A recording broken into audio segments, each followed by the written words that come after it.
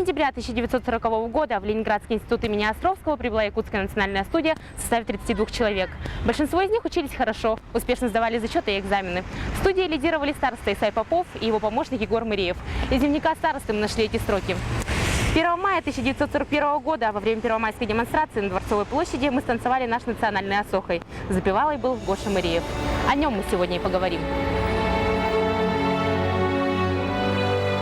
Мыреев Гоша, именно так, вспоминая, говорят родные и друзья однополчане о старшем сержанте 213-го стрелкового полка 56-й стрелковой дивизии. Не Мыреев Егор, не Егор Иванович. Мыреев Гоша, к великому сожалению, прожил всего лишь 21 год. Но за столь короткий срок своей жизни он успел сделать многое для своей родины.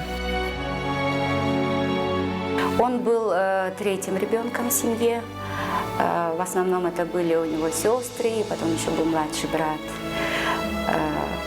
Сестры его все очень любили. Вот по рассказам, уже по прошествии лет, мои тетушки, моя мама всегда делились своими воспоминаниями, всегда они отличались такой большой любовью и такой теплотой.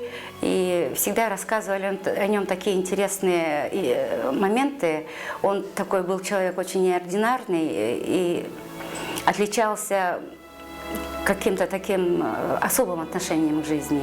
Мыреев Егор родился в большой дружной семье, третьим из 8 детей своих родителей. Отец Иван Алексеевич был ударником родного колхоза, мать Екатерина Васильевна была стахановкой. С самого детства Гоша отличался особым отношением к миру искусства.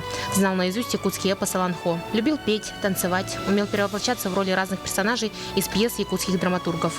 За ним всегда бегала просто ватага детей, которые просто просили его показать им какие-то сценки откуда-то. Он очень любил Аланхо.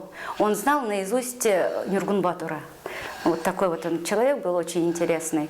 И всегда придумывал сам какие-то интересные сюжеты, и тут же все сам показывал, и тут же пел, и тут же костюмы какие-то, тут же себе делал грим. 15 сентября 1940 года Егор отправился в Ленинград. Там он поступил в Ленинградский институт имени Островского в класс профессора Леонида Макарова. Первый курс окончил, сдав все экзамены на отлично. Но Гоше не суждено было окончить институт. Помешала война. 10 июля 1941 года Егор отправился на фронт в составе 1-й добровольческой дивизии имени Кирова. 13 сентября 1941 года на Александровке его ранило. Гоша приподнялся, чтобы осмотреться вокруг, как вдруг его настигли пули немецкого автоматчика.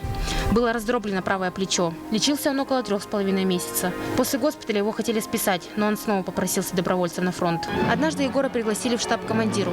Тот, недолго думая, предложил Мырееву стать снайпером. Егор с радостью согласился. Он давно мечтал стать снайпером. Все знали, что он самый меткий стрелок, ведь не раз в бою он доказывал это. Этот эпизод меня характеризует моего дяди, да, это смелость.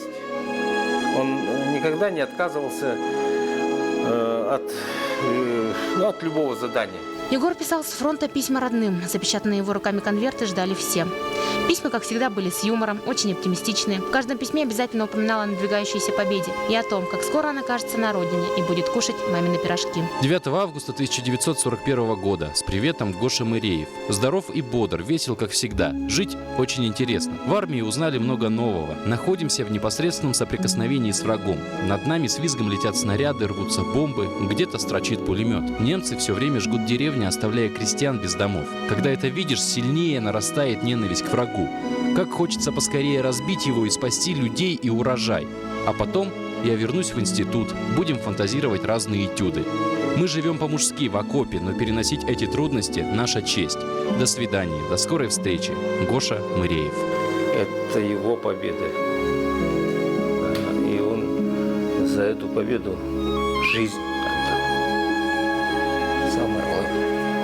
Егор Мыреев пал смертью храбрых 14 февраля 1942 года. Посмертно награжден орденом Красной Звезды, приказом командования Ленинградским фронтом от 22 февраля 1942 года. Похоронен наш земляк в братской могиле в городе Колпино.